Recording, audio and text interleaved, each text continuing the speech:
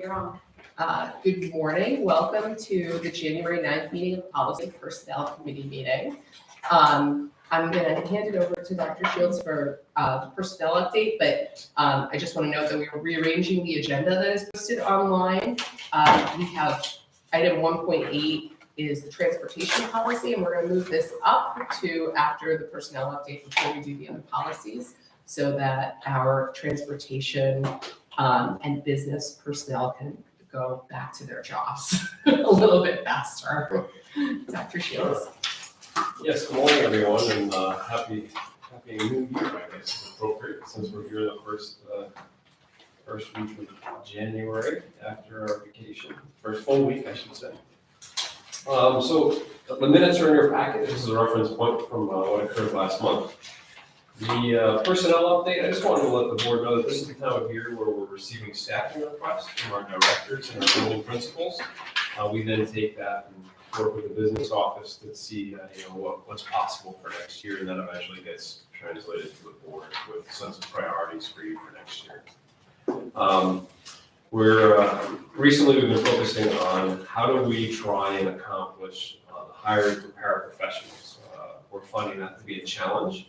So we're looking at different forms of media to solicit more applicants. So of course we're using social media. We're also using print, local newspapers as well. But it's not a Port Washington issue. It is a challenge across Long Island to find paraprofessionals. But we're working really hard to try and fill those few vacancies that we do have at the paraprofessional level. We were fully staffed in paraprofessionals last year and even overstaffed during COVID, right? We were fortunate that we were able to find extra hands to help us support our kids during COVID. But now on this side of the pandemic, it seems that they're more challenging positions to fill. Okay, so it's a shift overall post-pandemic Yes. that these are more difficult. Okay, because I don't remember ever hearing that these were that hard to fill before. Yep. Okay. We're going to keep trying. And this isn't a policy, and well, I guess it's sort of personnel, but I'm assuming at some point, if there's something that we think we need to do to change the way we're attracting them, the two of you are going to let the board know at some point. Dr. Shields, do you think once we have graduates in May, we'll have a fresh set of applicants since they want to get their foot in the door, meaning that, teachers who are certified and who are looking for a job. So hopefully over the summer when they. I'm hopeful about that, which is one of the reasons we're always looking to support the local universities in the area of student teaching, because we see that as a potential feeder for us.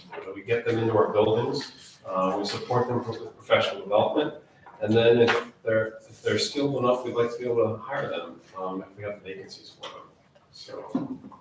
I know some portion of our paraprofessionals are local Port Washington people and or parents or former parents of Port Washington students. Do we advertise in some way to that community specifically?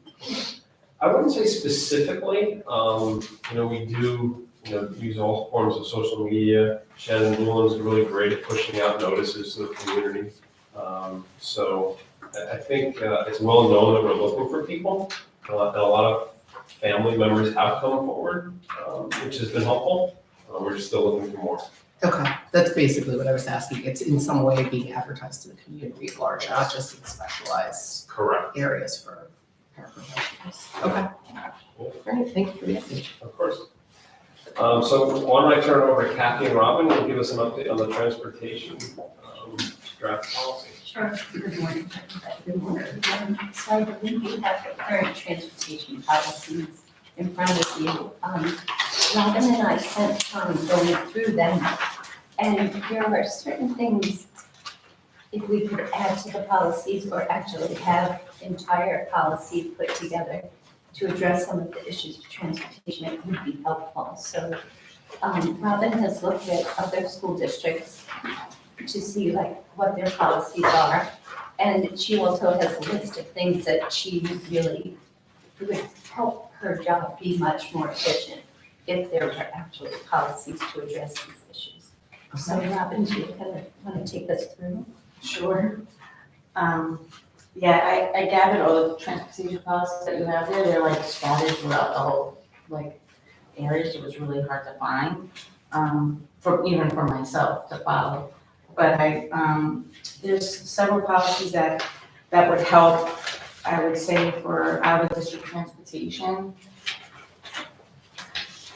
We already actually have in our, letter that goes out to the parents so that they could update their, or a new child going to a private school.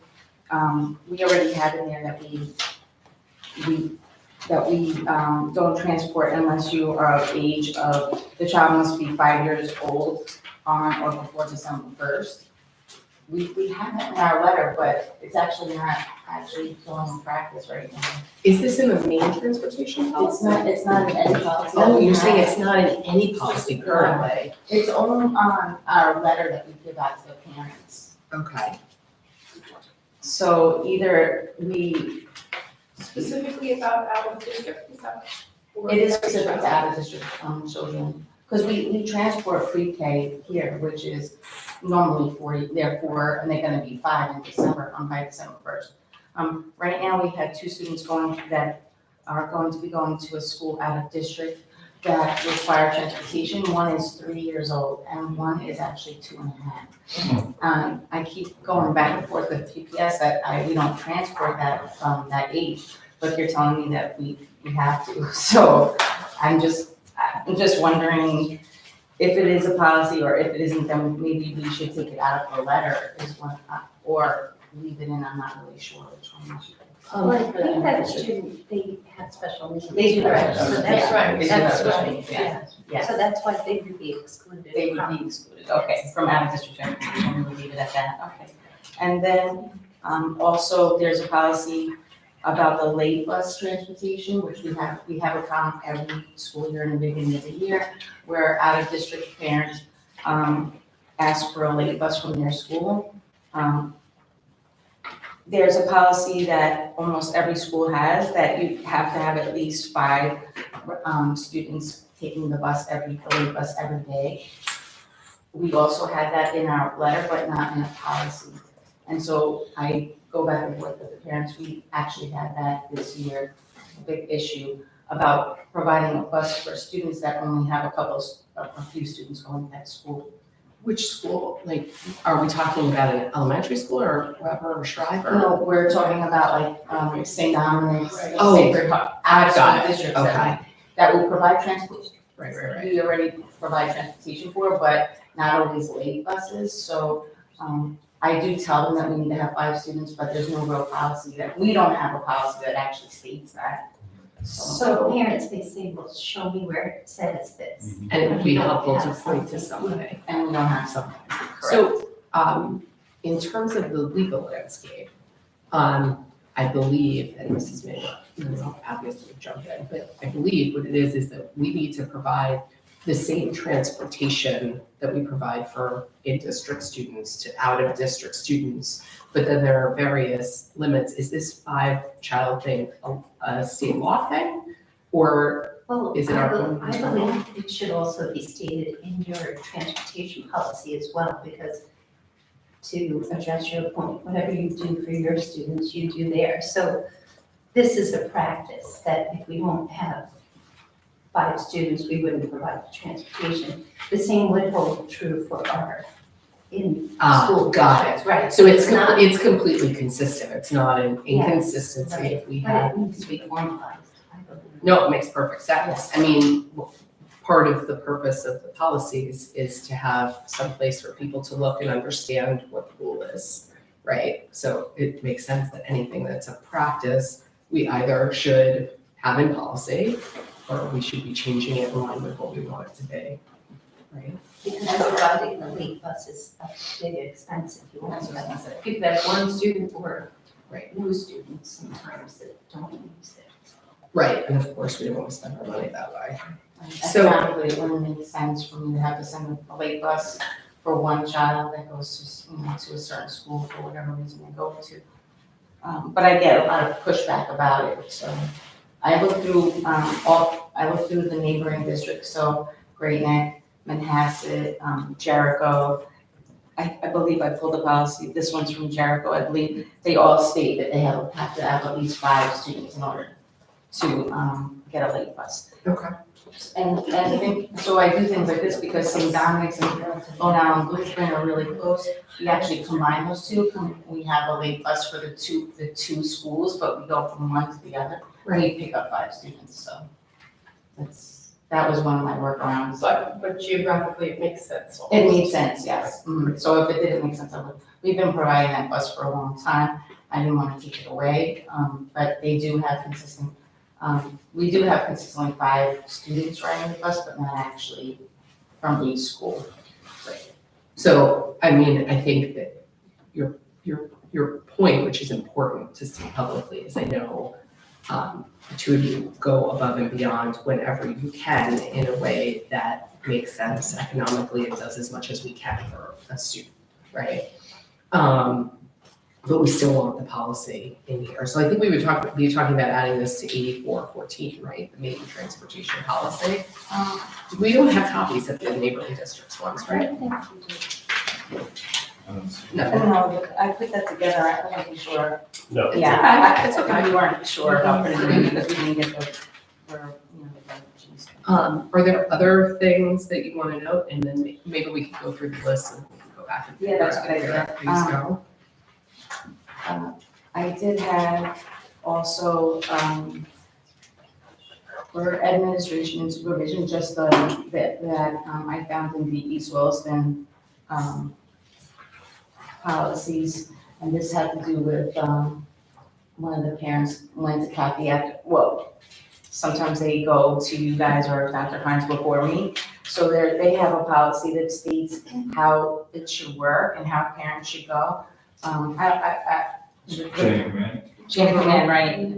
So parents have something to see that, first you go here, this is the administration and supervision of pupil transportation program will be the responsibility of the director of transportation. Residents will direct the requests and inquiries concerning transportation service to the director's office, and then it has a further review of a matter is desired, and it tells you how to go along with the assistant superintendent of business and then the superintendent.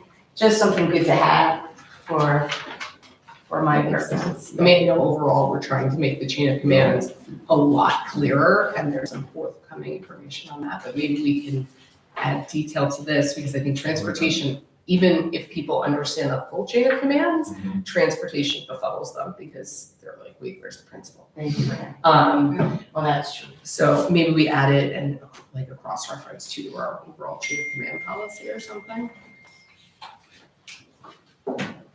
Okay. Anything else? And then, I had a policy about the walking conditions to the bus stop and how far someone should walk to the bus stop. Okay.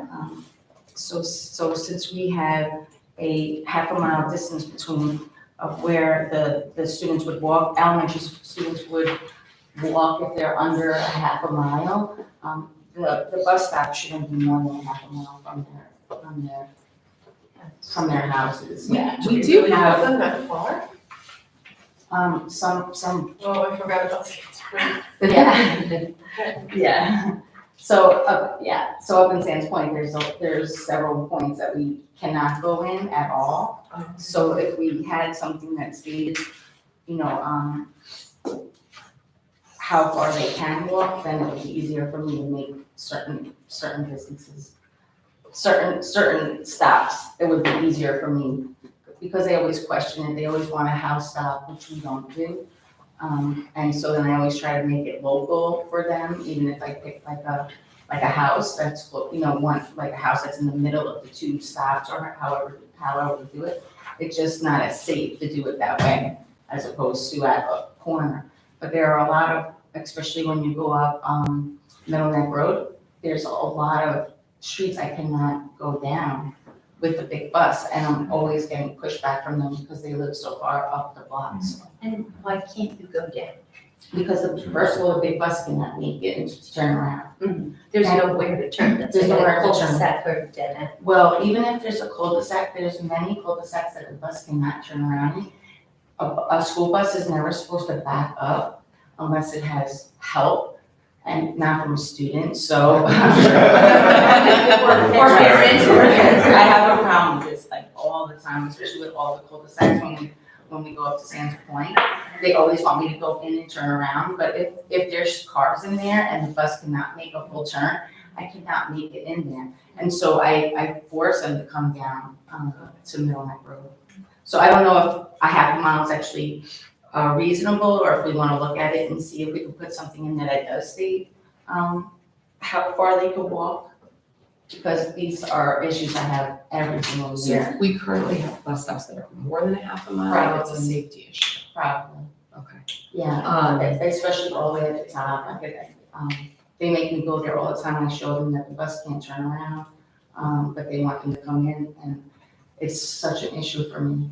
So currently, our current policy states that everybody gets busing at the K through 5 level who are within a half of, who are like a half mile further, I guess, from school, right? And then it goes up from there, it's like 3/4 of a mile for Weber and 1.25 miles. I know this is, again, better than state law, which requires at the elementary level that we provide busing for anybody who's more than a mile from 2 school. miles. Is it 2? Yeah, it's 3 miles per secondary. Oh, wow, okay. But obviously, nobody's arguing that we should do that, you know, we obviously. No, I don't think anyone thought, well, maybe upstate they do, but. But, so the issue is, you have parents looking at this policy and then saying to you, what gives, my bus stop is so far, and it says a half a mile. Right, But but my children wouldn't walk, are way more than a half a mile. Some of them are more than a half mile, they're like on the beach, and they want me to come into their whatever their community, and they have cul-de-sacs, but they're not conducive for the bus to turn around. I've had to go out so many times, and parents just, they don't let go, because I understand they live far, but if you live there, then you must know that maybe you might have to get the driver. So should we link some of the bus regulation to the policy so that the parent knows where to go, that it's not about what you're doing or not doing, that it's actually the law? It's actually the law, I think my inclination would be, if we want to reference the law, that we mention it, that it's in accordance with the law, because having looked it up, it's very, right? It's not like reading the law itself, people are gonna go, oh, okay, right? You really have to decide the way that it's written. But we could add something that, we're doing it all in accordance in state law, Oh, well, so look at state actually, now that I'm looking down, under transportation, 1C, we do have with the education laws, right? We do have that, we do have a note that it's 2 miles. 2 miles for K to 8 and 3 miles for 9 through 12. Does that solve your problem? I mean, it gives people. I'm wondering if, just trying to solve Robin's problem, if they're understanding that you're following the law in terms of no request for the bus to turn around and things like that. I'm not sure that's a distance conversation, that's more of a logistics issue. Right. So can we, in a policy, give, the basically authority to make that call, like, just put a caveat to the extent feasible? To the extent I mean- logistically feasible, so it's always gonna meet the state law. Right. And we meet our standards to the extent that it is logistically feasible. And So, then you're the arbiter of whether it's logistically feasible. so maybe we're Which is essentially what we're adding, doing now. maybe we're adding like a provision on bus stops. Yeah. And while we're already adding a provision on administration supervision, then we also add something on bus stops that says that the administrator is the person who schedules the various bus stops in accordance with state law, and also the logistics and safety issues attendant to, X, Y, Z, right? Now, you also have a sample, it's like a handbook, right? Yes. That I think Jericho's uses. I love. Well, I was thinking maybe this is something that should go in this handbook, because if this was on our website and it says buses can't move, they can't back up and stuff, and we put this there, maybe it doesn't have to be in the policy, because, and here this could provide, okay, Give you a we little need detail. something. Look Maybe as here, a because practice.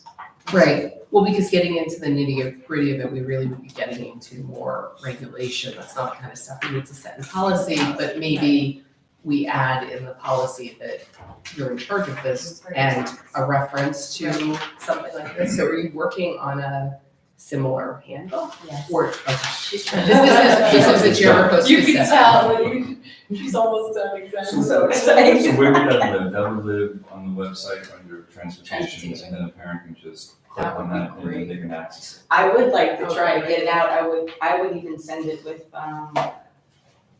right now, I would only be able to send it with the private school applications, but it would be nice if maybe if it went out with the bus passes as well. In the handbook, since I get to talk about it a little bit, it doesn't just have, logistics like that, it has about what the school bus drivers go through to become, it. Okay. school bus drivers, about school buses and what they can do, the assignments of stops and how they do that. At the bus stop, how the children are supposed to behave and how it's an extension of the classroom. So it has that, exiting the bus, boarding and dismissal times. And then in here, it even talks about play dates that we don't have even, we don't do that. And just frequently asked questions, so some frequently asked questions, there's a lot of answers in here for them, so it has such good stuff. My colleague got this together, she did a great job. So it would be nice if it could get out to the parents, because the only time I really get to speak to them is when I do kindergarten orientation. And then that's it, I don't get to talk to them anymore, so it's hard to get them to understand all the rules and regulations, what bus drivers have to go through to become a driver, because they're always firing a driver, this is their first words always, as opposed to, maybe we could work, retrain or do something else. It's always an issue about, if anyone knew what the drivers have to go through every year, they, might not be so quick to try to get rid of them. I'm not totally defending them. I know that there's many that probably skirt their way through, but those ones I try to get rid of. So it's more like an education tool for parents, and it gives like a 360 view of, how they're trained, expectations for students, and then maybe you can embed, or we can embed the chain of command as well, Chain of command. if parents have concerns or anything. Mhm. Okay. So that came from Jericho. Yes, but I didn't solicit I it. didn't say anything. She did it. She did it. They just happen to have like one of the best directors of transportation. All side. Here, I said one of.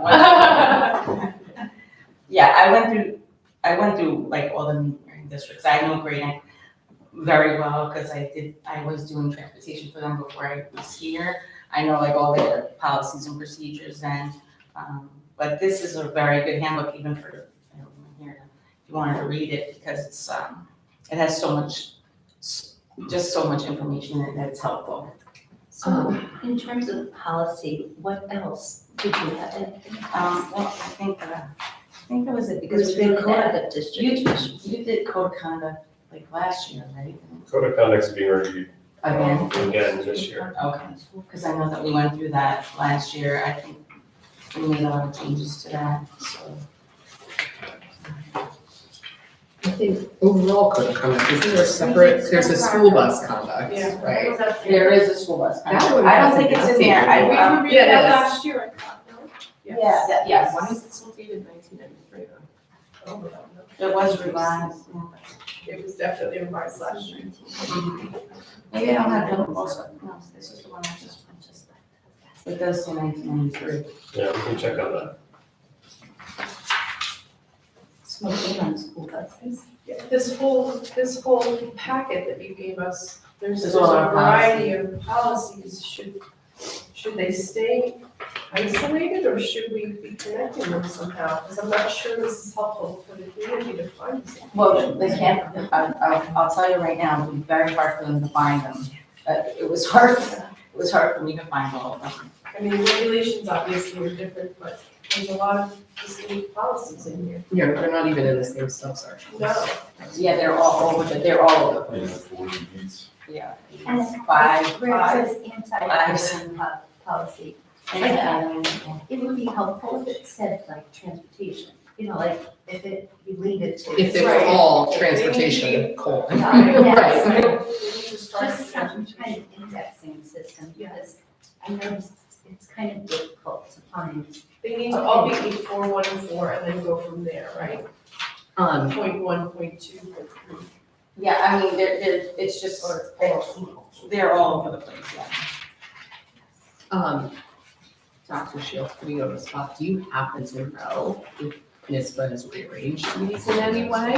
Right, because I know they've been trying to make these policies cleaner and change the numbers to align so that it's very easy to look at the NISBA sample policy and our policy head to head. Yeah, I'm not aware if they've renumbered them at all, but I do think it makes sense to put them in the same index, Right, so they can easily be referred to.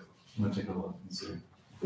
this definitely doesn't make sense. Transportation in cases of joint custody is 84, 24, and it's all over.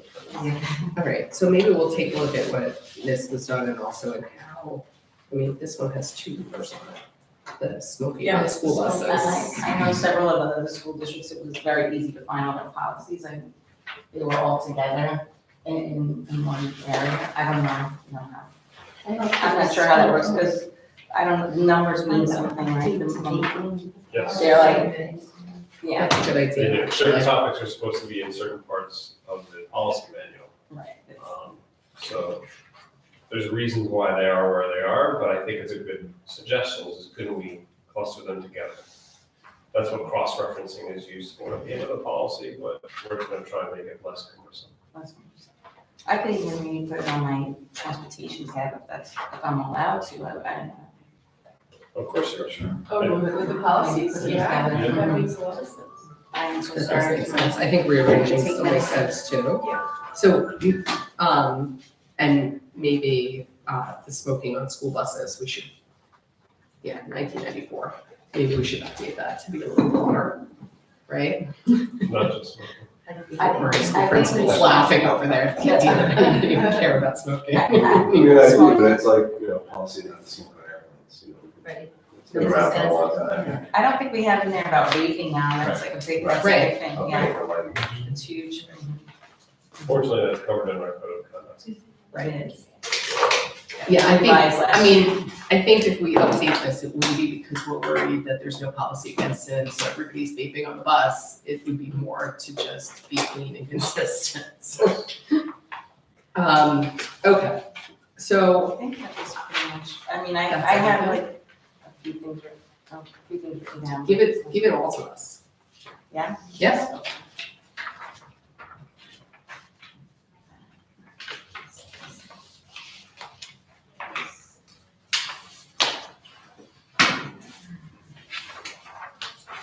And, do you know if you have a copy of this? I do, yes. You do, so if I give it, so I can hand, You can keep that. I can keep this and you can hand it. So are there any more concerns, I think, because I we've think covered that's- everything that. I think that's pretty much it. I did have something about the routes, but I don't know, if that's probably more of a handbook thing. But when we had that time with Dr. Burns, and he thinks I automatically should, we have a huge issue, it's not just, I'm sorry.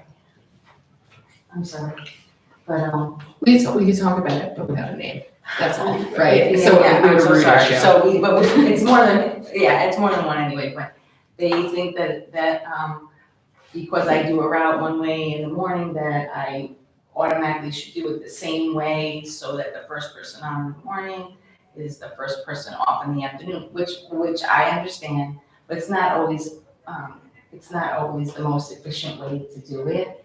And a lot of times I end up passing so many stops to get to that first person, and then I get complaints from those people, why you're passing me.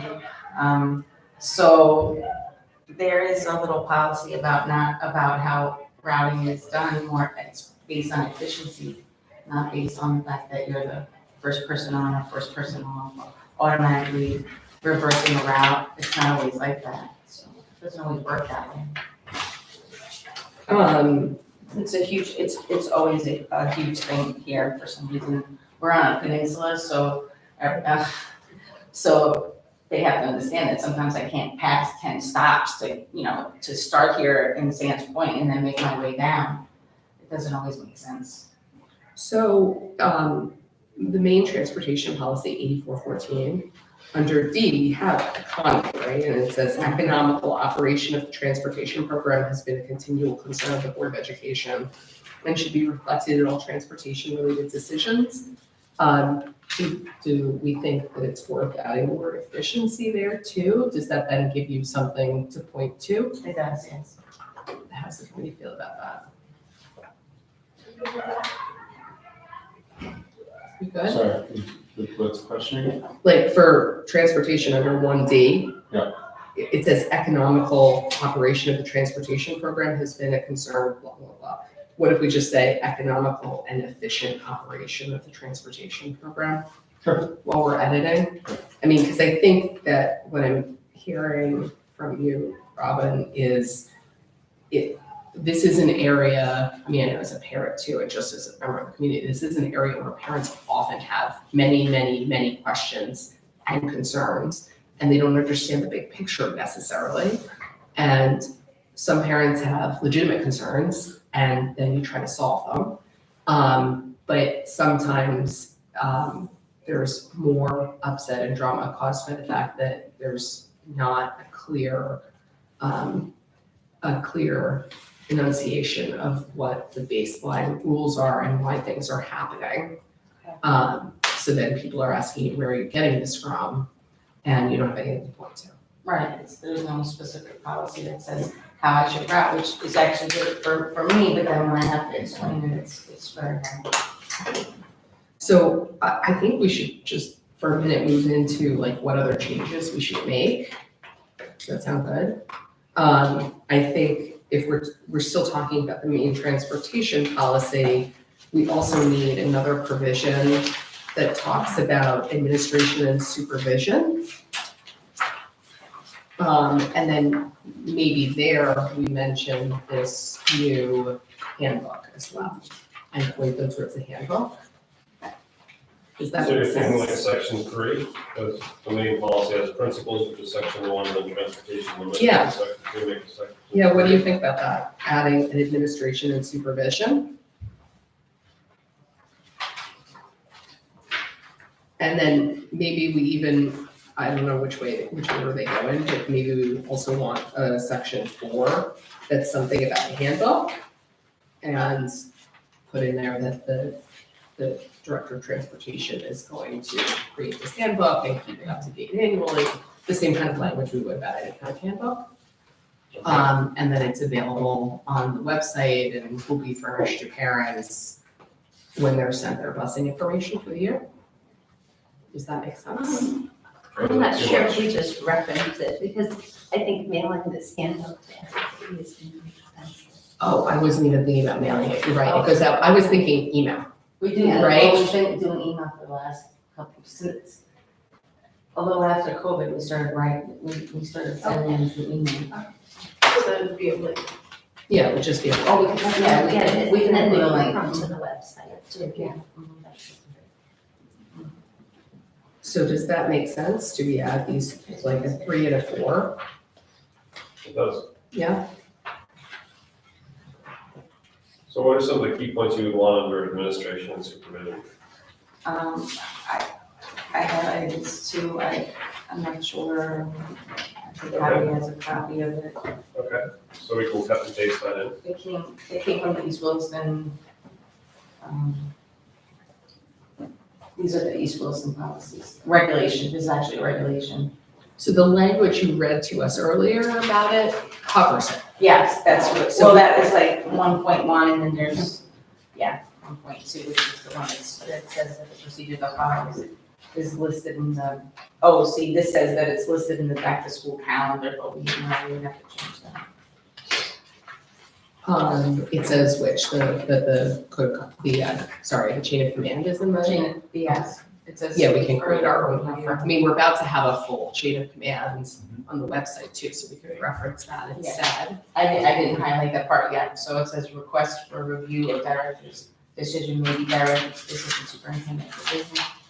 A resident may further request a review of the assistant superintendent's decision by the superintendent of schools.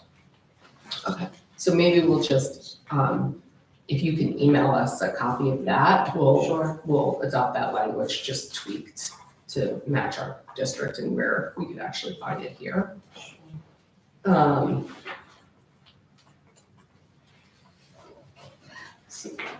This is also Jericho thing. The walking of stops, those is no side road shall be entered by a school bus which is not of sufficient width at a turnaround point of such road to permit a 60-passenger bus to negotiate such turnaround on a continuous forward motion. Javi has. Javi has. Has copies? Yes, We I have- have copies. We have that. We do. Okay. I did. Yeah, I handed these in, so you have them, I right? have all the copies and I We do. provide copies. Okay. So we'll just pull language from there. In terms of the bit though about the school bus turning around, I think the way we've typically gone with policies is the policy is the broad overview. We don't want to pass in policy like very specific regulations because it's cumbersome to change policy. So I think that piece that's more like regulation, we want to put in the handbook Mhm. and that we just reference the handbook in this policy. That's fine. Can we go back for a second? Actually, you know what, there's one other thing that I think might make sense here. This piece of state law that talks about how whatever we do for for in-district, we do for out-of-district. Does it make sense to have something in some policy that says that we, actually, I don't know if it may already be here. There's so many of these and I've read them all, but, Is there a late bus policy? No, I didn't see a late bus policy, I read through them and I didn't see it. Oh, Well, late there might bus be a late bus, policy. there is a late bus policy about whatever we do for, I believe it says whatever we do for in-district students, we have to do for out-of-district. But is there a policy that says what we do for in-district students? or maybe this just, will this be in the handbook? Is there a section in the handbook Absolutely. about out-of-district students? I definitely go through in there about what's happening now, at least 5. So I don't see it here, but I thought we had a policy on out-of-district busing. The last paragraph on page 414 Is it? says, Yes. sorry, it's not that term, it's trying to help you get there.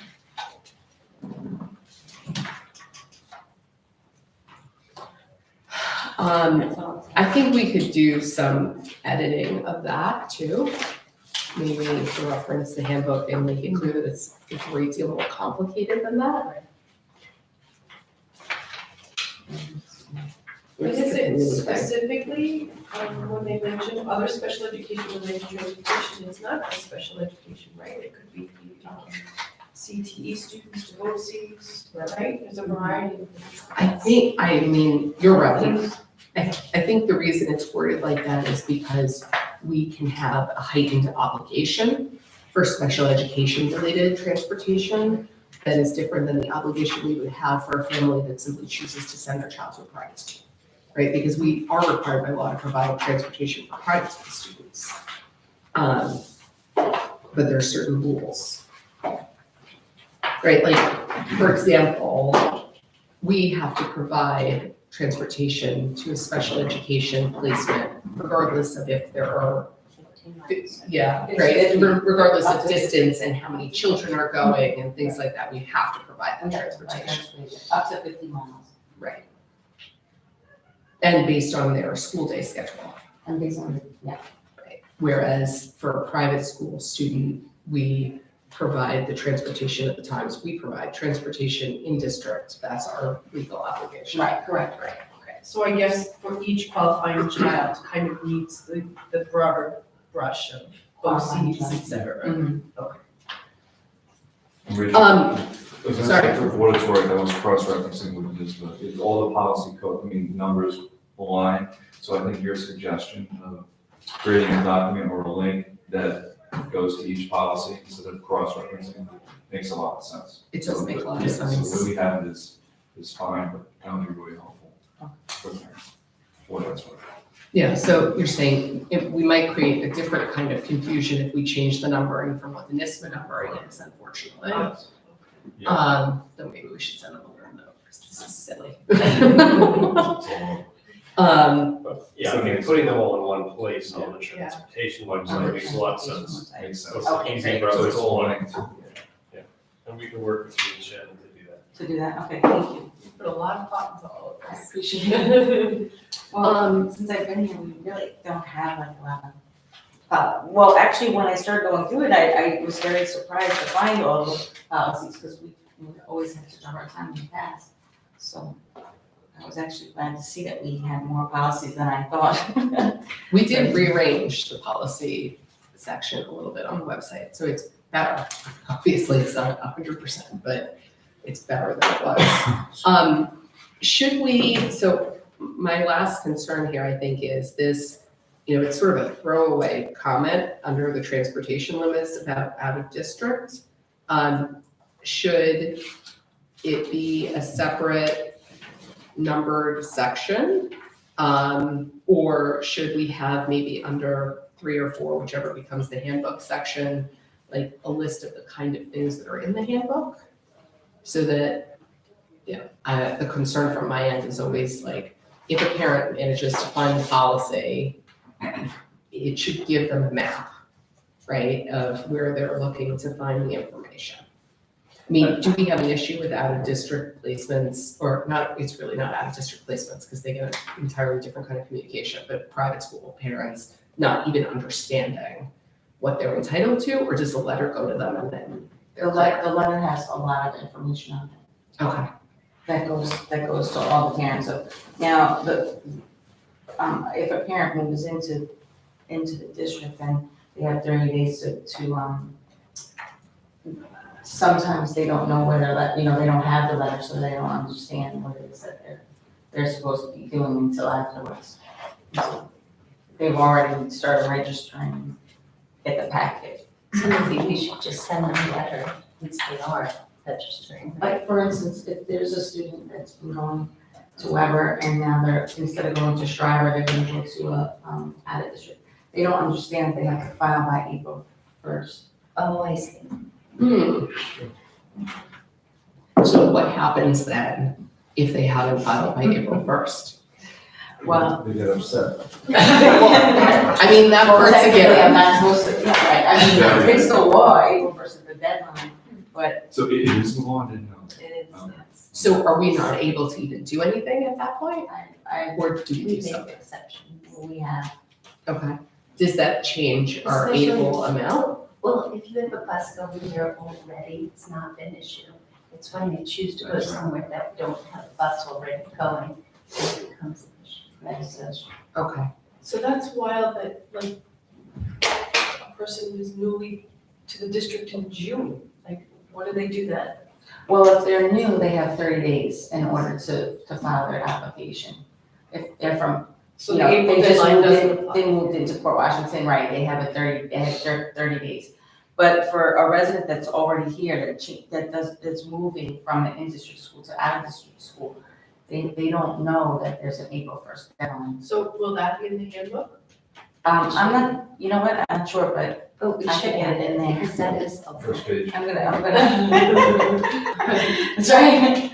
I mean, Not that we unfortunately, want to it's the encourage kind them of, to go to other schools. it's the kind of Yeah. No, I information know. nobody's gonna focus on, right? Nobody's gonna focus on that date until they need it, right? And they might make the decision in June, and then they'll be thinking about it. Nobody's gonna remember that they read April 1st if if they haven't made that decision. Right, it's really early, before It's the a new school very year. early date. But we need it, we need to have it that early because we have to prepare for bids that are coming up. We have to know what schools if we No, have a I school, get we the have a school. school's reasoning. Right, Just from like a life perspective, I know, parents are I- making massive changes, may not be ready by April.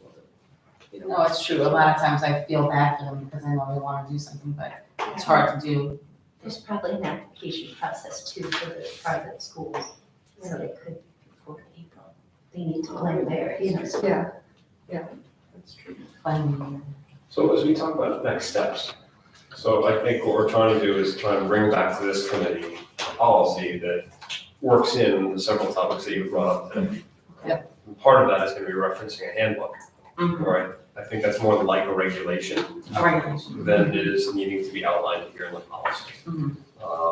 It can just be a reference to a handbook that can always evolve. Right.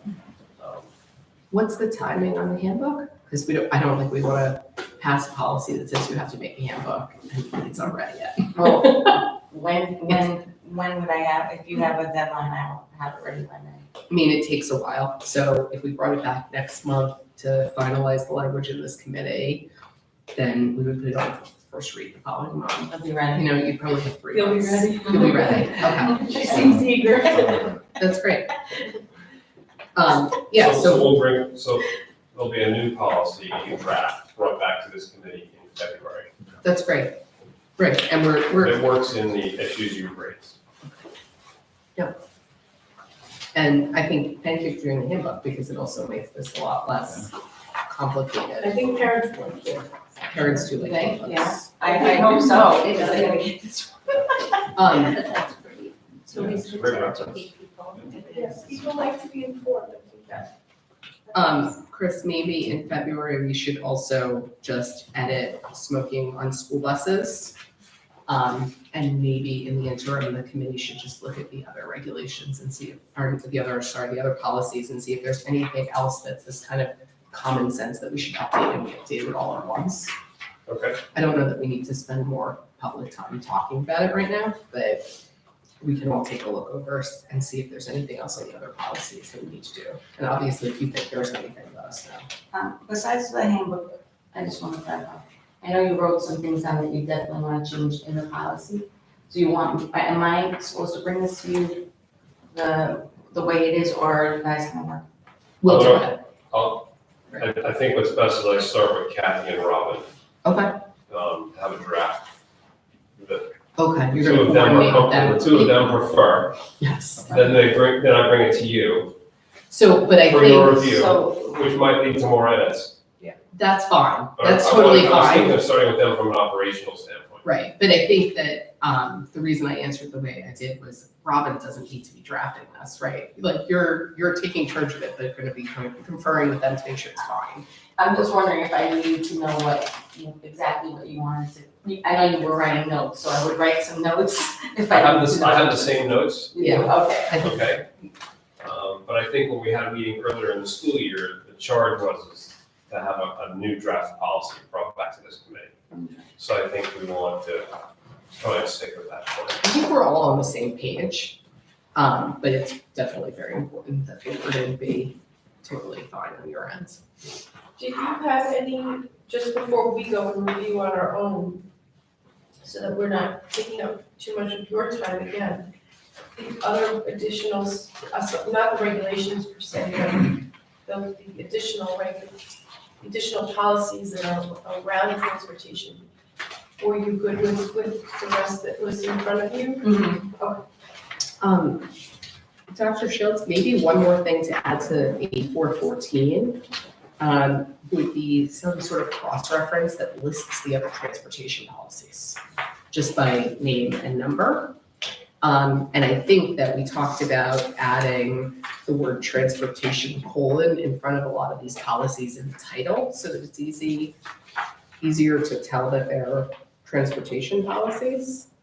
But I know we have cross-references to other policies in other policies, so it wouldn't be a weird thing for us to do, and that is another way that we can make it easier for people to find everything, even though the numbering is all over the place. Okay. I think we're good. Spent a lot of time on transportation. Let Sorry, me have one more minor thing, but I think it would be helpful for parents, and something I think that you had to deal with is the actual streets where the buses can't go up.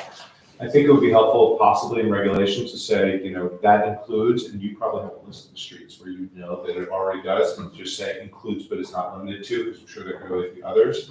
But if I'm a home buyer and I'm thinking about where to go, like, that would be something that I at least would like to know that's out there, so that I'm not surprised by it when I find out later, if it's on the list. You're saying that the distance between their house and the bus stop? No, I'm saying the streets that you can't go Or down. the streets that we can't go down at all? I'm Okay. sure there's a list that you have in your mind probably, In my that's mind.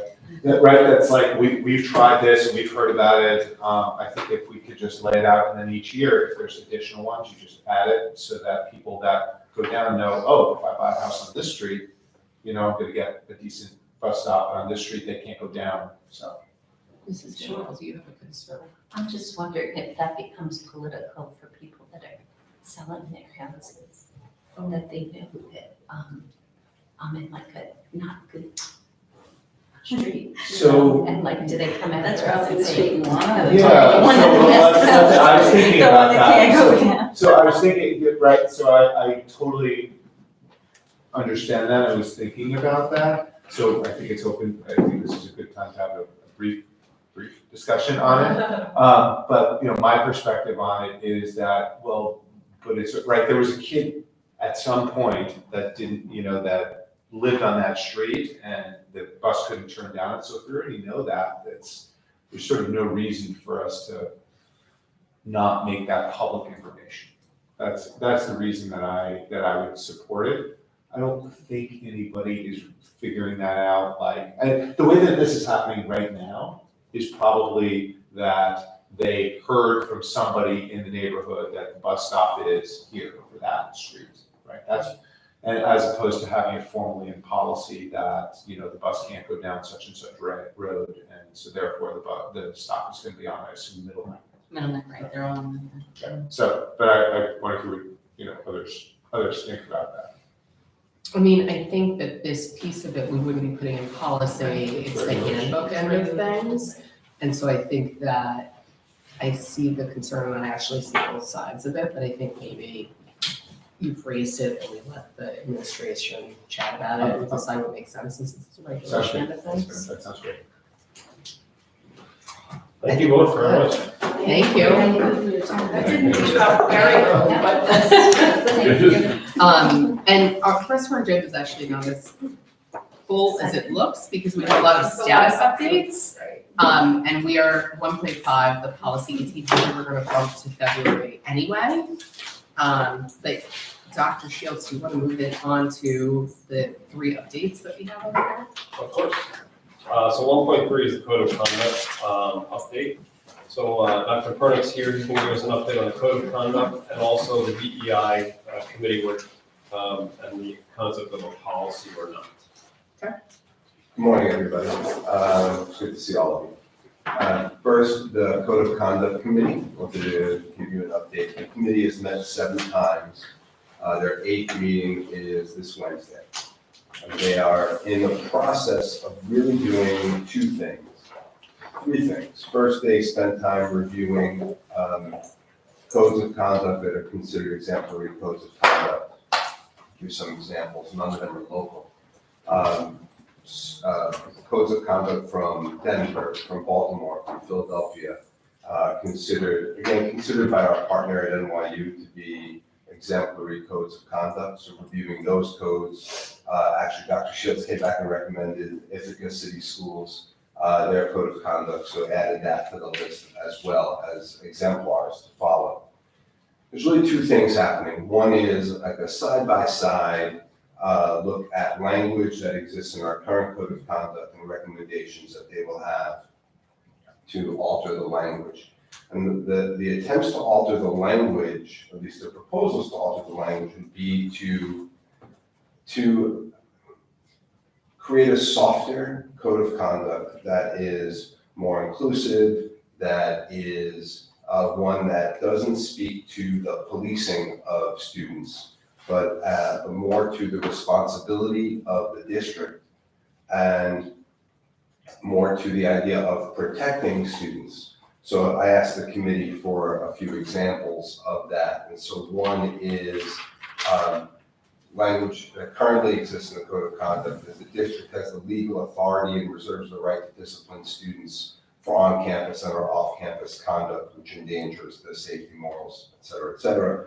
They proposed they would change that language to the district has the legal responsibility and reserves the right to protect students from on-campus or off-campus. So speaking to the other students that would be protected and not to the idea that we are going to discipline you for your behavior, right? The district is always going to have the authority to provide disciplinary action.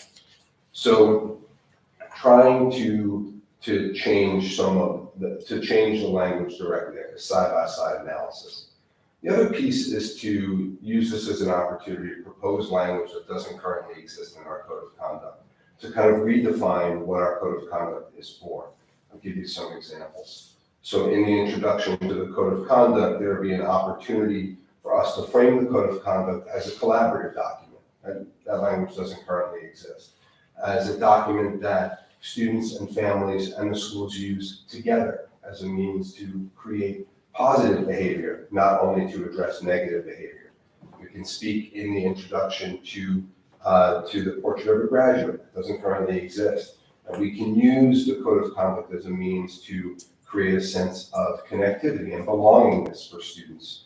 And that we can, language that will be proposed, that the Code of Conduct seeks to be something that the disciplinary process is something that is done with students and not to students.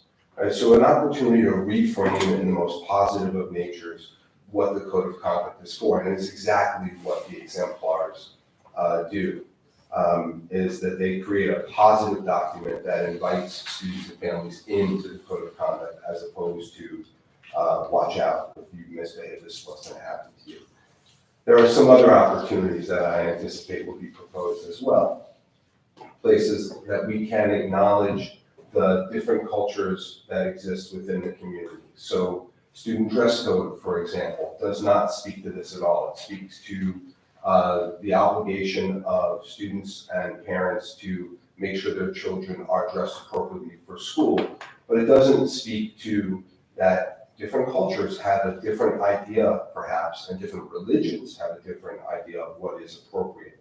So there is proposed language to put some of that responsibility back onto schools and to school administrators to make sure they are familiar with what is appropriate attire for the different cultures of the different students who are attending their schools.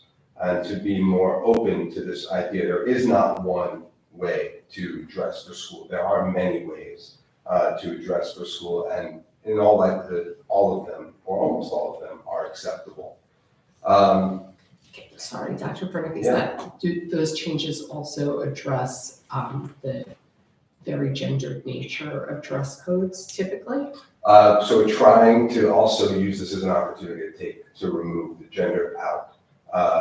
And so that the dress code does not, it is pretty broad as it currently exists, and I anticipate the proposals will keep it broad. So it does not, there is no listing of things. This is for the Code of Conduct for the district, right? As far as we're concerned, the only Code of Conduct. So you're not talking about the specific school dress codes, Correct. which hopefully will That's flow correct. then from the Code of Conduct and have Yes. changes based on that. So this is, so the current charge for the committee, or this is a 5-year plan, so this is year 1 for the charge for that committee. Years 2, 3, 4, there are other charges for what the goals are for that committee, and then once we create this document, we get to dive into well, how do we use it? And then that's where I think the questions are. Should there be different expectations? Should the Code of Conduct be broken out by grade level? Is it appropriate then for 2 different elementary schools to have 2 different documents at play?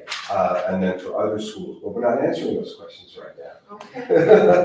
But I think the answer to your question is that would follow this. Yes. That's an important piece. Huge, yes. I actually didn't realize, I mean, I've read the entire code of conduct at some point, but I didn't realize that we had a less offensive code of conduct, less offensive dress code in our code of conduct Less than specific. elsewhere. Less specific, right, right. Then, You yes. say potato, I say potato. So currently in the code of conduct, it doesn't spell out what is appropriate male attire or female attire, and that would not be a proposed change to make it more specific. So that gendered language doesn't exist currently, and won't be in there. Also an attempt to add and to be more deliberate about due process. Specifically, there's nothing in the code of conduct that speaks to the rights of parents to have even the code of conduct delivered to them in their preferred language.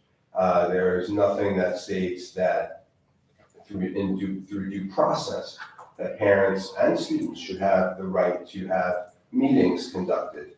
Now, that may be the practice that exists now in schools, but it doesn't say it in the code of conduct. So this is an opportunity through this review to be very deliberate about making sure that we're honoring due process and not rushing through investigations to get to an end game.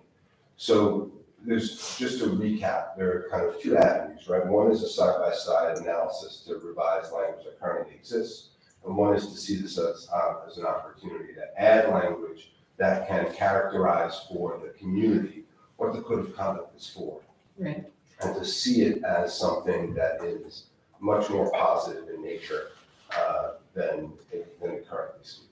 I mean, to the extent you're stating one of the goals as, forming more of a collaboration too, it seems like adding that language about language access is really important because there's a notice element to parents, right? People may not think to question or ask even. Right. When they're embroiled in some sort of disciplinary or restorative justice, whatever we decide to call it, procedure. But it might be nice for them to have some place to look to realize, wait a second, this is a right I have here. Right. It makes it feel different. Yes, and that's the goal. Will there be, kind of along the lines of the other work that we do here, this is the policy piece, and then there'll be further conversation about quote unquote regulation and what falls under that? You too? Yeah, okay. Yes.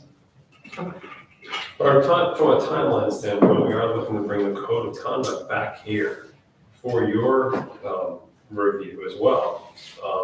We're targeting May. I think, yes, and the committee is aware of our targeting guidelines, and they know that I'd like it prior to that. There's a lot of other people that I think should have eyes on this prior to coming back here. So that was my next question. So in terms of the process, before it gets to us, will it be expanded beyond, well, let's start with who's on the committee looking at it now, and then I'll ask you. The committee is a small committee. It's 4 members currently. There was a few other members. There was some turnover at the beginning of the year. So we finally have reached, I would say in the last few months, like homeostasis. So we have the same members who've been on, and they have a set of norms that they can follow that is making them a much more efficient committee. So they're chunking out work at a faster pace right now. So you asked for who's on the committee? There are 2 administrators and 2 teachers. Okay, and then who will have you said eyes on it before it comes to us? Who else has eyes on it after that? Well, I would expect that I work with Dr. Shields and Dr. Hines to make sure that they've seen it, and then I would follow their guidance in terms of who else should be seeing the document before it gets here. And are you counted as one of the members of the committee, or you're there in I'm addition? not, I'm there in addition and then providing support. Okay. Kind of as needed. Okay. Are there other stakeholders that you believe should see it before it comes here? Yeah, certainly. Chris and I will certainly share it with other administrators, not just in the district office, but through apps as well, so they get their eyes on it. That's very important. And probably at some point, having the PWTA take a look at it too, so they're on board as well. But I think to Ira's point, right now, and I appreciate the fact that you have a small subset of the larger committee looking at it, and then it'll be filtered up so we can take a look at it. So that's why it's gonna take until May, for you to look at it. But again, it can't just be 4 people who are, drafting the code of conduct and that's it, and the board looks at it. So a couple different. I mean, I iterations. think what you're saying, and I agree with you, right, is the code of conduct, much like our portrait of a graduate, much like these other larger philosophical things we're talking about, it's not as simple as just drafting a document, right? No. I know I was on the committee for portrait of a graduate, and I know there's been criticism, why did it take so long, or comments like that. I mean, yeah, from you, Sounds like me. from you, Dr. But having sat on that committee, when you're trying to decide where you land philosophically on things, Yeah. you can spend 45 minutes talking about what the word success means, right? And how to make it clear when you say successful, what you mean by successful. And that's the same thing that I'm sure is happening here, is that a code of conduct, especially one that we are finally trying to change from one that is a very punitive policing model code of conduct to one that is more a restorative justice model code of conduct. That's hard work. Even though we have some of this mentality already going on in some of our buildings, regardless of whatever the code of conduct has said this whole time. Yeah, that's a really good point. I think the process is just as important as far as whatever product comes our way before we should. Is there a secondary and an elementary administrator and teacher? Are they from different levels? There's a director and a middle school administrator. And the teachers, one is a high school teacher, one is a middle school teacher. At the beginning of the process, the original committee had all levels represented. We just lost people and we're not able to fill in those gaps. Okay, but it'll be run by various elementary administrators, I'm assuming, and whatever other administrators are not on it. Dr. Law. I have a couple of questions here. So first, I appreciate that we're basically taking some of the language and updating it to what the practice is, which is, I think, which reflected in the language discussion. One other thing that I want to make sure that we're doing is that we're focused on some of the practical implications and not just the theoretical implications. I hear a lot of sort of talk about the theoretical implications, but what I want to see, and actually before I go into that, let me ask, when we actually see the code of conduct, one thing that I think would be great to see is if there's any kind of red line document, in other words, taking the old one and comparing it to the new one, or at least having maybe 5 or 10 examples of where a change occurred. Because unless you've sort of memorized the old one, it's going to be very, again, the language is always nuanced, and it's going to be very hard to see where the changes are but you guys are living it. So if you can help point us to areas where here's what the old standard was, here's what the new standard was, here's what the language changed, like just your thought process, I think will be helpful. Sure. Okay.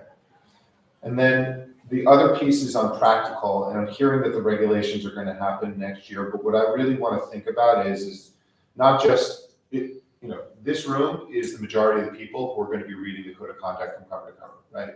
And so what I'm looking about is like, what are the practical implications of the changes of the code of conduct to the people who are getting disciplined?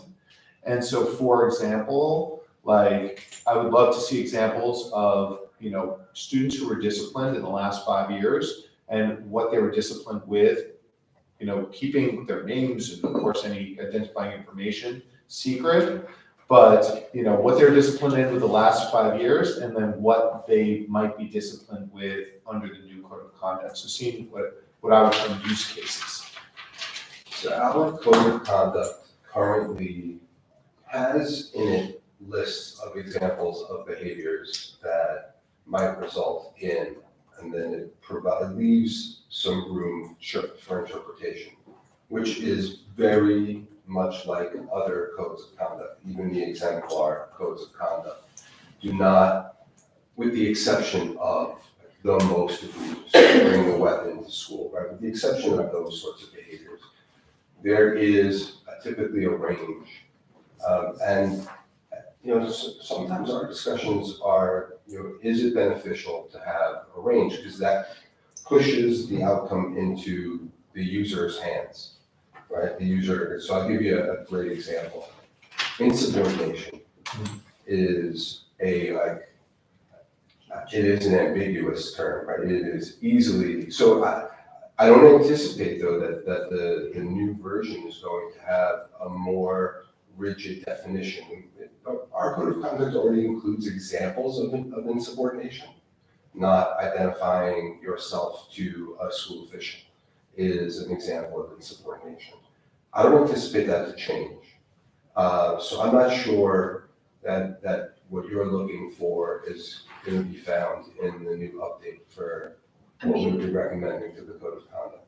I think that Dr. Block's request might be satisfied just by seeing how that list changed, So right? I wouldn't, I don't know. Or you think the this. list is I not think gonna the li- change? Yeah, having reviewed it and having had a few conversations with the committee, I don't anticipate that the lists themselves are going to change. When I've looked at the exemplar codes of conduct, it depends on how they're broken out. Some have a list of potential disciplinary outcomes. And it'll say, A, verbal warning, B, phone call home, C, and it might list for insubordination, A through F is the possible outcome. Ours doesn't do that, it just has lists. I don't anticipate the lists to change. They are fairly generic. What I think happens is once there's a new code of conduct adopted by the board, I think we start the new year with new professional development specifically for our administrators, but also for our teachers about what this code of conduct means, how it fits in the broader scope of our school district, specifically as it relates to the portrait of a graduate, what we're hoping to do. They have already seen, the people on this committee, they've already seen the data from the root cause analysis from last year. And they know that we are interested in reducing, to ending the disproportionality that currently exists for our Hispanic population. So they understand why we are setting out to accomplish these goals. And then I think we need to spend more time educating our administrators about how to use this document. Then there'll be a data collection piece. Is the document having the impact? I think it's what you're talking about is, can we see last 10 years versus the next year? Are we seeing a reduction in suspensions? Are we seeing a change in how the document is being used? I think that's what Sort of. I will eventually ask for that. What I'm asking for now is I'd like to hear theoretically how the document changing, this is a full revamp of the code of conduct, and how that full revamp of the code of conduct is treating a handful of sort of typical cases of discipline differently, and how that outcome for the student is different. And then also, I'd love to have like a difference, projected difference in the number of suspensions and detentions and that sort of thing. That's tougher to do. But at the very minimum, we should be able to look at a couple of standard cases and be able to say, under the old code of conduct, this is what we would expect that this student got, or actually, you should be able to look back and say, this is what this student got. Under the new code of conduct, here is what I would expect this student to get as a disciplinary action. But is that something that belongs in the actual policy, or that should be like an underlying document that? Or He's just underlying- asking for us. For us. us, He wants to- I don't need it in the Okay. I don't need it in the policy, but the policy would mean that if we implement this policy, if we don't implement this policy, this old punishment, our discipline happens. Under this new policy, this new discipline happens. And the concern that I have is that if we can't point to those differentials, then I'm gonna say this, you guys are gonna hate me, but like, why are we doing this? We should be able to point to very clear differentials in the outcomes. If I may, I see what you're getting at, right? You're saying, where's the impact here, right? It's Yes. all busy work if there's no impact. But I think that having our administrators provide that is maybe not the best efficient way to go, because there's a world of research on punitive code of conducts versus a restorative justice model. Social science research that does tell you that there is a difference in these kind of discipline models among children. If I can just add, I think potentially revamped code of conduct serves two purposes. One is to talk about the restorative nature of how we're working with kids. The other is a cultural aspect of changing the culture and the way we interact with kids. And when something happens, what we have to do to make sure that on the receiving end of whatever behavior is happening, we have that professional development to deal with it in the proper fashion, and then to make sure it extinguishes whatever behavior, and to show those differences over time. This is gonna, this is gonna take some time, because we have, I'm just here, there are educators, and I include administrators and teachers and all staff that are potentially blunt force trauma. Something happens, this is what's going to happen. And for them to shift that mindset is, it's hard enough to change your own mind, to change somebody else's mind in the way they interact will take time. And that's where PD comes in. But to have that document is the first step to have these conversations with staff and with students. I think what you're talking about also, Adam, is more like a nighttime conversation about the continued work on DEI. Here, I think it's much more oriented to the actual policy work, right? I think also you should be thinking about this again as our consistency goal, right? Yeah. Because to my experience as a parent and both as a board member, I have witnessed many moments where the kind of model that Dr. Pernick is talking about is already used, right? It's not, you did something wrong, you're bad, you're punished, right? I mean, we've seen as my time as a board member, there have been serious cases, or Dr. Pernick, you were there, where something happens at the high school. It's a very serious, egregious offense. The approach was not, you're punished for this. It was, okay, we have to keep these other students safe, therefore there are consequences to this action. And also, we are concerned about you, the person who perpetrated this thing, because there are serious implications for you of the fact that this happened. And how do we craft the solution, the disciplinary action, to make sure that we are also supporting you and creating a good framework for you to move forward in a successful way in life. And that's the model that we're talking about for this new code of conduct. So I think it's going to be hard to answer your question, because some of this is creating consistency among the elementary schools and also from administrator to administrator in how things are handled. I see it as another step forward towards documenting the world in the way we want it to be, with our where our best practices here are already. They just aren't all there. So I don't disagree with any of that. I just think that theoretically, and I'm not even asking for 5 years from now, how did our suspensions change, right? I will, but I'm not asking for that now, but we should be able to, on paper, show, like, as a result of this, we believe that this is gonna change and this is how it would be if it stayed the same. That's what I'm looking for, and like, as opposed to having a very theoretical framework, which is what we're talking about, and assuming that it's gonna work, because quite honestly, if there's no change in the number of suspensions, there's no change in the way the students are treated, then this is not a productive, in my opinion, a particularly productive use of time. So I think if you want my support for this moving forward, I think we need to have some theoretical, examples of students who, under the old framework, this is how they were treated, and under the new framework, this is how they will be treated. I was thinking about, I once got a speeding ticket, and I felt that the officer was so kind in the way that he treated me that I thanked him at the end of the process, even though I got a ticket. And so you were talking, and one of the things, we can predict the behaviors of children, we can't. So we're gonna have to deal with it, that there's going to be inappropriate behavior from time to time. Sure. But we can have an impact on how students feel.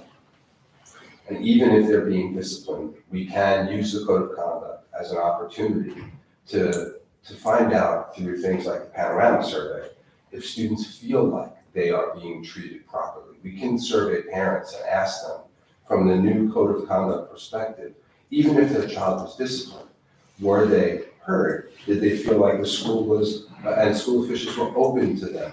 And their child had an opportunity to get their side of the story out, which is language that's absolutely going to be in the code of conduct that is there, but it's going to be even more deliberately spelled out. So I don't know that it's automatically going to reduce suspensions because there are things we can't predict.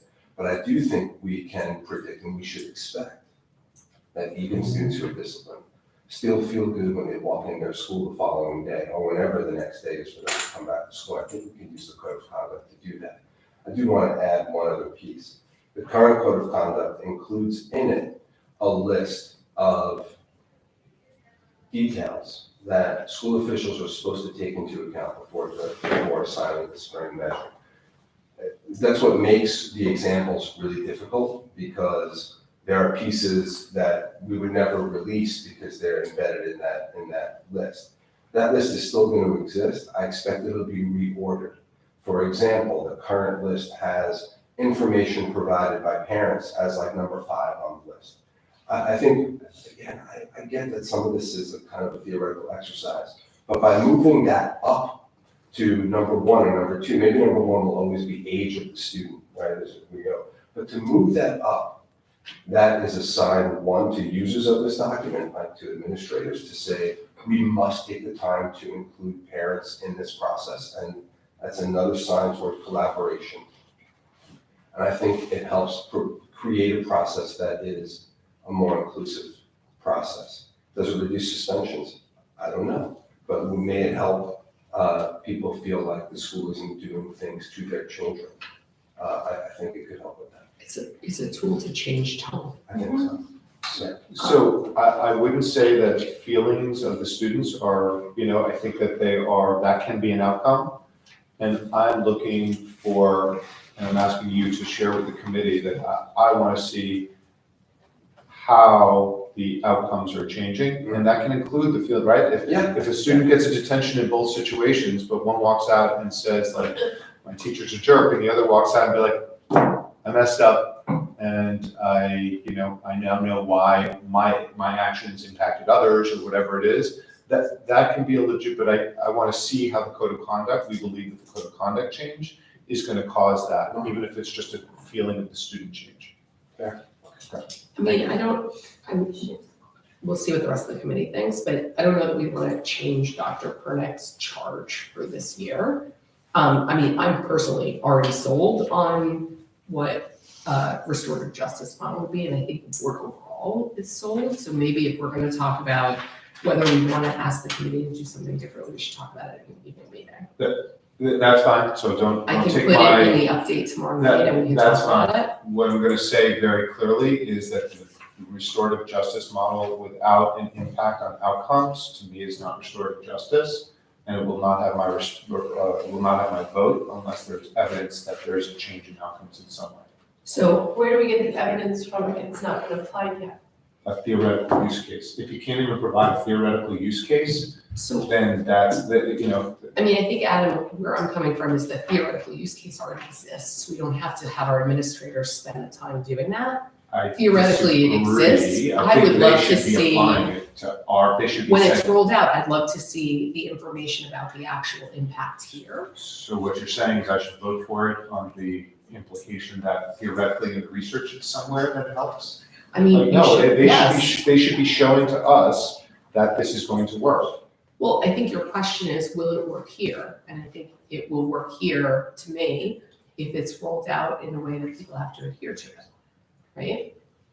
I can provide a little bit of context in that we believe our code of conduct can be better, which is what the committee is working to do. They're trying to make it better based on all this research and all this other work that's been done by other districts and with the support of NYU.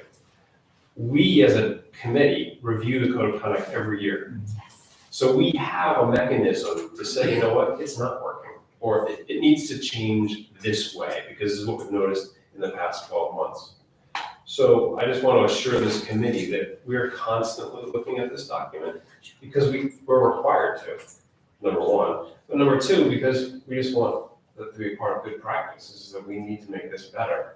And it should shift outcomes. It should shift student behaviors. It should shift staff's acknowledgement of kids and how they treat them when they make a mistake. And gives, ideally, We all gives want that. administrators a tool when you do have a staff member, because I'll say I think we have a lot of warm, loving, child-centered staff.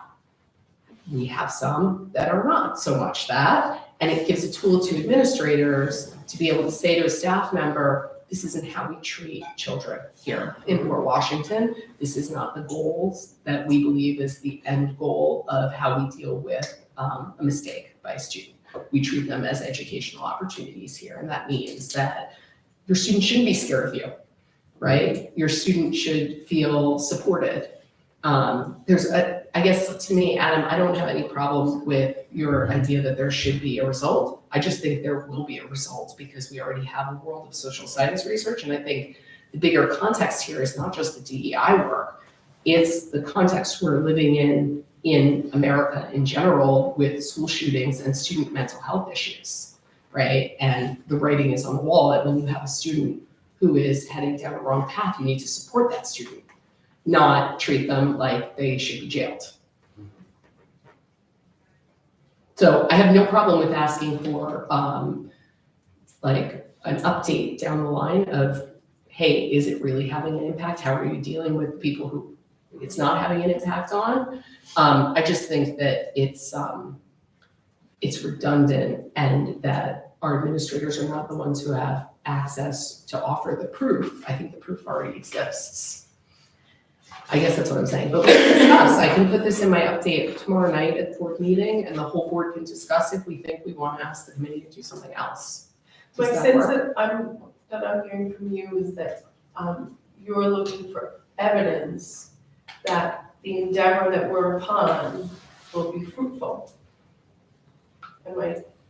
I'm looking for theoretical evidence even, meaning here's what we would have done with a student in the old situation, and here's what we would do with them in the new code of conduct. And if, I don't see why I'm getting pushback on that, that seems like pretty basic. Well, because in think my it- opinion, it doesn't belong here because we're policy, so that sounds more like an evening meeting about our pursuit of this PEI and code of conduct and NYU work. I mean, I'm pushing back because I think that we're past that point, right? I think that we had these discussions years ago when we decided that the code of conduct was part of what we needed to revamp and why, right? The policy committee had extensive conversations on restorative justice models and what the evidence was behind them and why we should move to a restorative justice model pre-COVID, right? And then in the context of the NYU, we had a lot of conversations about how the code of conduct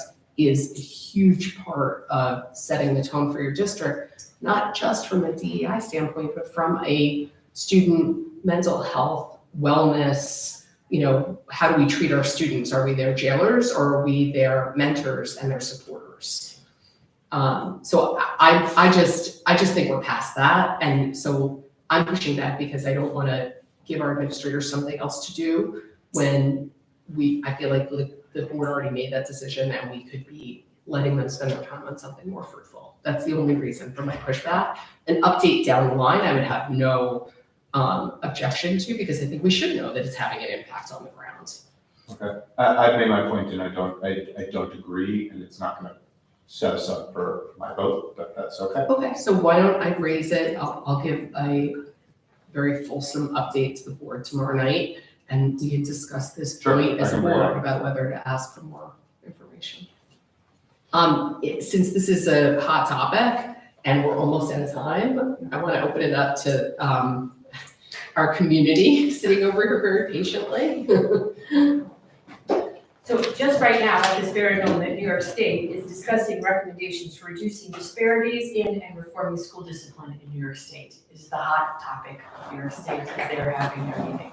I'd be curious to see how that document and that presentation is being utilized in the review of the code of conduct in addition, as we are following the culturally responsive platform and foundation. And I think hopefully that would help to bring, for Dr. Block, some sense of concrete data, because it's been my experience when New York State does something, they provide some data behind it and have some practices with data.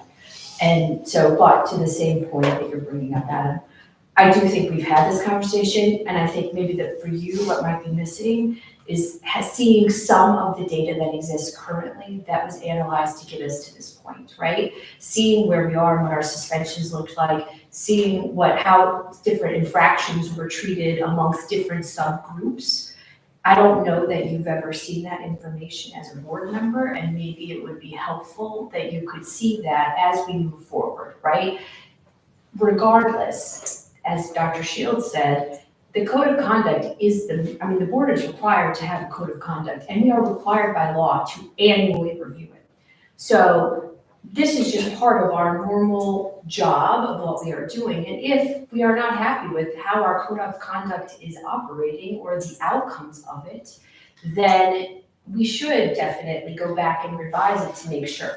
So for you, I'm wondering if you have some of that data, you could see it. If the revised code of conduct comes into play, and then we ask for corresponding data after a year of our code of conduct being in place, even if we see the needle shift just a small bit, right? Because we're dealing with human beings and a change of culture, maybe that will be satisfactory, or at a minimum, it would be a nice practice for the board to have concrete data to see where we need to shift. Now, I do think, if I remember the strategic plan or the SMART goal plan that was created for this code of conduct out of the NYU work, they have those parameters in place in years 2, 3, 4, and 5.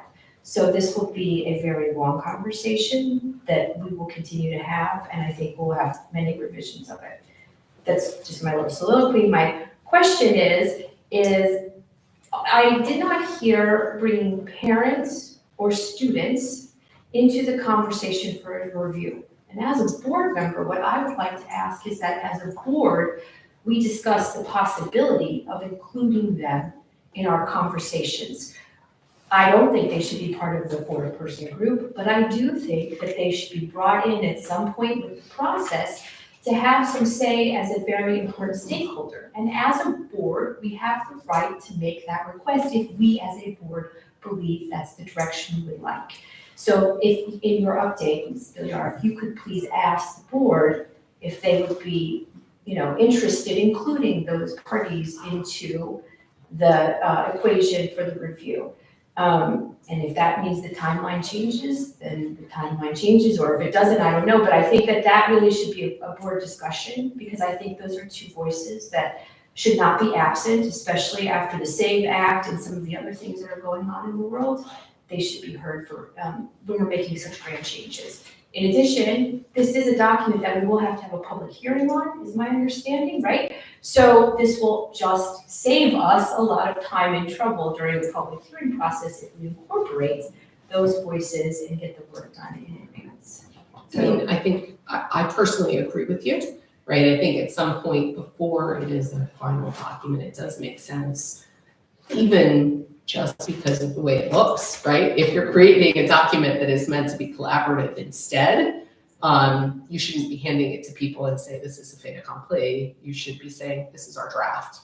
Do you have any comments? Do you have any thoughts? So I personally agree. I'll throw it out to the committee because we can start there. I didn't get to that when I was asking my questions. Right, we were too much in the weeds already. Yeah, so that was think on we're my all list of agreement. questions and suggestions, so I support that. Dr. Block, how do you feel about that? Oh, I definitely support having students involved, all right? So I know. don't know, I mean, I know the NYU framework tries to take a lot of stakeholders into account. In your current timeline, is there already a plan to include parents and students? We'll be discussing it. We've had a few, quick conversations about it, but I'm not opposed to it. I don't know what it'll do to the timeline. The committee is aware that we want it by May, we want to get it to you by May, so that we want to let other people have eyes on it. So we'll continue to have that discussion while the committee completes its work. I mean, it seems to me it was going to come to this committee in draft form in May, Of course. right? So I don't know that it needs to change that timeline unless you can speed up that timeline and insert it before then, but it might make sense for it to come to this committee and also for us to publicize that meeting very well and also either have some focus groups or have a separate evening meeting just to discuss it. We have in the past had evening meetings here about specific topics when they were important like this. Maybe it's more than one meeting for people to be able to come and just voice their thoughts on it. I don't know, but I guess you'll let us know We'll as certainly you're discuss discussing that. what you're I thinking. think we've set up a process where we have the committee working on the document. Then we brought Dr. Pernick will bring it to cabinet, and then we'll look at constituent groups after that. And parents and students, of course, makes a ton of sense. Okay, and I will put it in my update tomorrow night as well, so this is on the radar of the entire board. Mrs. Melani, do you have a question? Thank you, yes, well, Ms. Epstein raised exactly the point that I was going to raise around parent and student input. By the time this draft gets to the point of being proposed, if it's being proposed without the input of the stakeholders on the receiving end of it, it does not feel like a collaborative document. So I would just reiterate that perspective and say that parents and students, particularly secondary level students, and to the extent that older elementary level students could be engaged, would be very much appreciated and welcomed by the community. In terms of the question around impact, I also think from a community perspective, perhaps as a companion to the draft that is ultimately proposed, a set of very specific metrics that show the community why this work has started and why it's being done. We know what those are from the root cause analysis. The community hasn't seen that. So for instance, if a specific metric that we're driving to is a reduction in out-of-school suspensions for minority students, we should be clear about that. And so that when it does go down the line, 2-3 years later, when we're looking at the data that Dr. Block is seeking, we know that the desired impact was achieved. I think that would be very important for the community to see as well. Great. One more thought on the parent impact. We still have thought exchange, right? Does it make sense The to rest of this year. have parent impact at different points? I mean, maybe we should use the thought exchange tool to ask some sort of question about thoughts, like to tell people the code of conduct is being revised, with a different mentality. I don't know, the very shorthand version, and solicit any comments. I know we've sometimes a lot of responses to thought exchanges and sometimes a little, but it's another way to make people feel included. Yeah, just to that point, the thing I forgot to mention was that Parents Council offers a ready-made forum for such conversations. We have evening, they're called community conversations. We have dates on the calendar. We can change those dates. We can add dates. We can provide a venue for these kinds of important conversations to happen. And just to hark back to what we were talking about earlier, we can be a channel for communicating things like the transportation handbook off cycle. So if the board or the administration wants to get that out before bus passes go out in August, we can support that as well. Thank you. Thank you. I don't know if you three want to discuss what you want to do. I think, to my mind, it's a little bit of a chicken and egg. Like, I understand that probably the committee's feeling like they want something to feel done before they're letting people look at something that's a draft, but also maybe it makes sense to have some parent and student input a little earlier. It might also impact the way they're thinking about some things. So I guess, do you want to talk about it and then think about how Yeah, we we can can, have we'll this? discuss that. Yeah. Yeah, it's a cabinet. Yes. Okay. I know we're over. Dr. Shields, if it's okay with you, I think we should probably bump 1.7 to the next meeting. And I don't know how big the status update is on social media, but if it's big, we may want to bump that too. But we should probably talk about DEI status, since Dr. Pernick is here specifically to talk about that, right? If you have another couple minutes. I do. Is that okay with all of you? I know we're over. Yeah, Or I do think, you think we should let's bump do- that as well? no, we can do the DEI, because I think that's fairly short. I can do the social media, I think that's fairly short.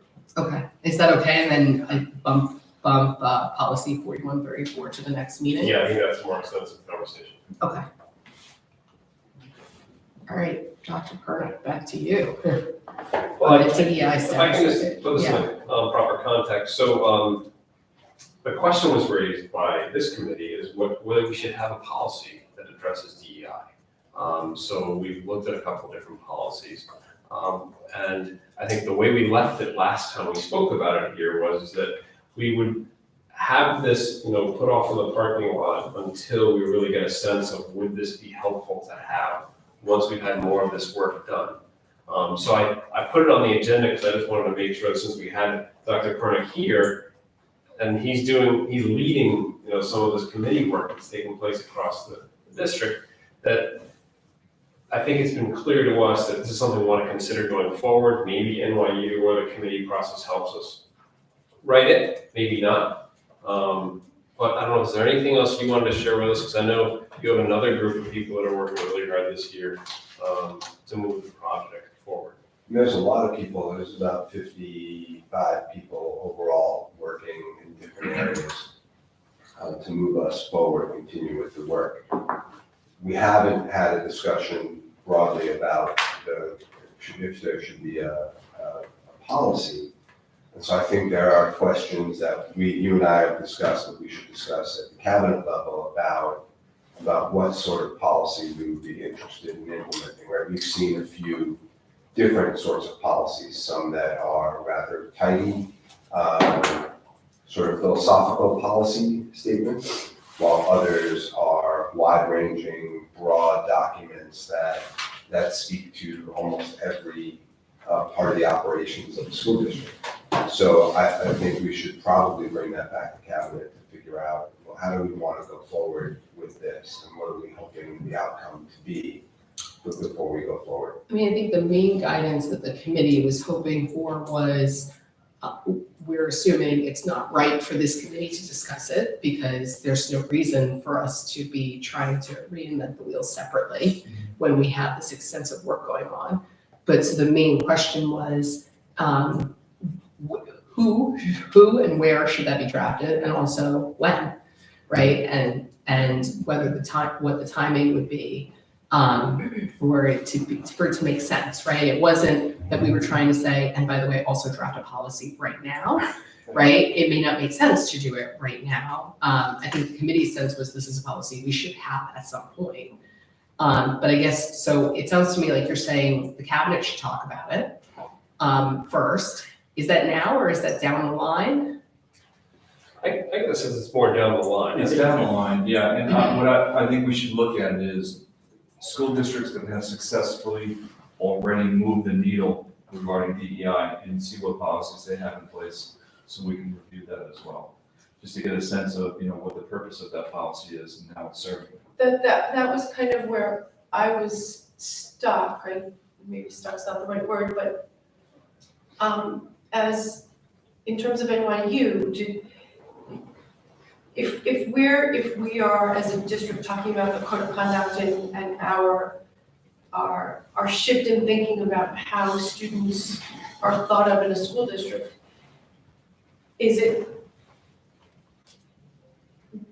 what is it about making a distinct policy that's DEI, that's not just a global conversation about this is how Port Washington treats every child that enters its buildings? It's a good point. I think some of the policies I've seen, for the most part, focus on hiring practices and making sure it's reflective, the hiring is reflective of the community they're serving, and a couple of other different edges that are a little more nuts and bolts. So, again, I know there's more than a handful of school districts in New York State that really have moved the needle. I just want to see what the impact is of that particular policy before we make any recommendation. Does NYU support a distinct policy? Yes. Okay. Yes. But I think, they would say it's all in the user. Having the policy is wonderful, like the code of conduct. I have to read your mind now. It's all in the user. And to Dr. Hans's point about who's moving the needle, I've seen DEI policies from districts that I don't know that they're moving the needle at all. They just check the checkbox. Right. Because it is a philosophical statement they believe in, but it doesn't mean it's leading to change. That's right. Yeah.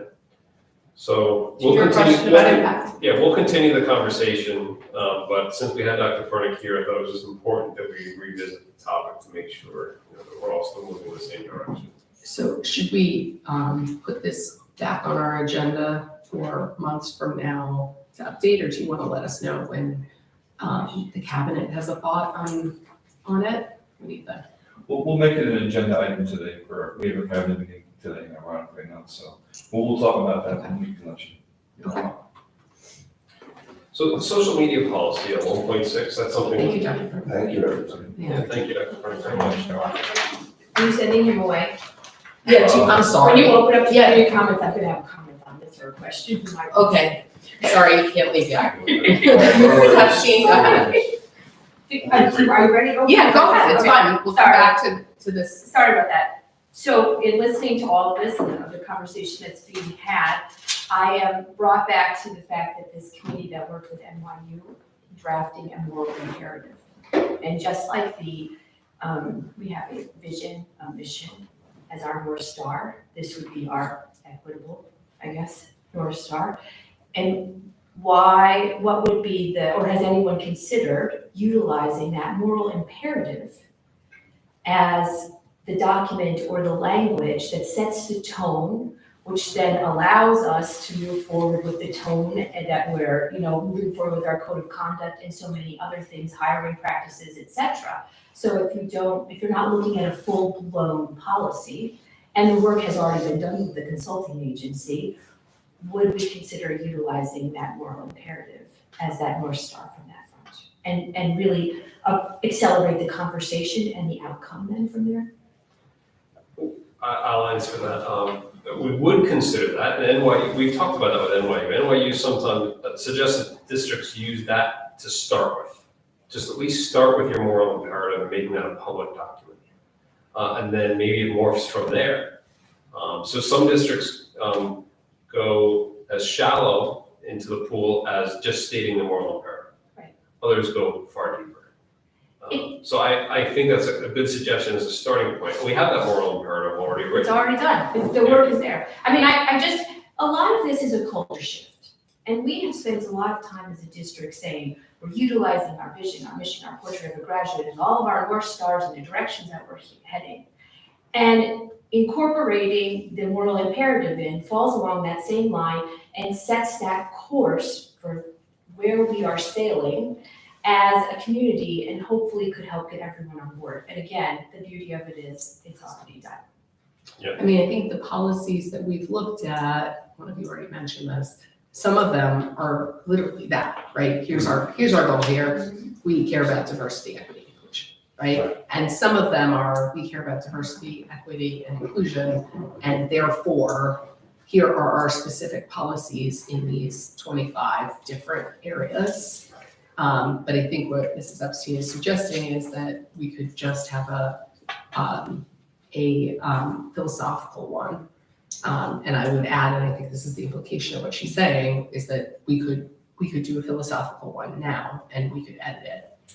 The committee can always move this out. I would also say that it had all the stakeholders that you're looking for involved in it as well, which has strength behind what you're trying to do, especially with your code of conduct, and follows that same path. So it just has I just think it's something we've already done all the work for already. I think the concern is making sure the policy has, as much teeth as a policy should have, right? That it has something, but I see what you're saying. You're saying we can set the tone now, let's set the tone. Right. And then once we have the tools to do more, we could always do more. If we started with that, would like hiring, et cetera, fall under regulation at that point? Or do you want it actually in your policy? That's like a board, and that's been a board goal to, I'm trying to find it on our website under. It's under the Is CEI presentation. Is the moral imperative on the Yes. web, it's No, on the website? it's not, good. it's in the presentation, It's in the I remade It's not that. It's on our website, And it is on the it's- website. It's not a policy and it doesn't sort of attempt to be Right. a policy, It's in the it's more like a beginning. mission statement. Yes. And a lot of districts have it published sort of on the homepage of their website if they have one. Again, it gives us time with the policy. Again, we're 2 years into this work, and it just feels like maybe we're having a conversation behind closed doors. And yet we are actually spending time doing work, advancing things. All of this stuff is happening. We just put something out there to set that tone and not be like, oh, well, we've been doing it, but surprise, no, we're not, you know. Match up what we're doing. I understand. Totally. So next month, you wanna look at the moral imperative? How do the three of you feel about that? I see your eyes going back and forth. Why don't we I talk? Do the three of you wanna talk and then Dr. come back Ryan to us? said, let's talk about it at cabinet, and how we can come back to you. That sounds good. Yeah. Okay, I think that, the social media, did you still wanna give us So a it's, status? Do you it's wanna- very brief, I just wanna let you know, because the committee wasn't expecting to hear from me on this today. Other than, I put it on the agenda, because I wanted to just give you an update and let you know that we're discussing this with our administrators. I've asked for their feedback on the draft policy, for example, if we look at McCall Place. Because obviously this has day-to-day implications for them as they're running their buildings and their departments. So I just want to let you know where we are, that we are working with the administrative team to look into the benefits of this policy potentially. Any other last very fast comments from the public? No? Okay, thank you so much for allowing us to run over. This hasn't happened in a while. Thank you. And see everybody tomorrow night. That's